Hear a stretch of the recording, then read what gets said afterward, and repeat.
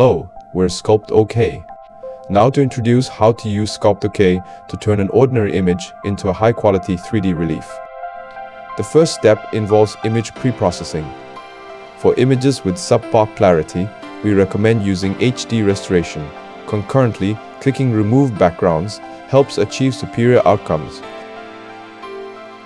During the depth map generation phase, a variety of models are available for your selection. Sculpt Pro 1.5 delivers precise structural reconstruction and high portrait restoration fidelity. Sculpt Pro offers robust three-dimensionality while automatically refining the image. The standard setting is 1K. If you select the Pro model, you can also render 2K or 4K quality. After generating the grayscale map, click to enter 3D preview. In the base module, you can adjust various basic parameters of the relief. For example, dragging values to alter its form.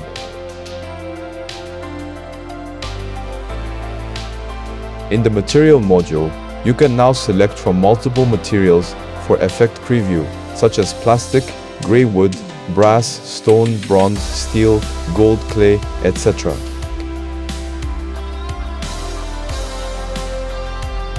Finally, in the text module, you can add text and adjust its parameters. Please like and subscribe to us.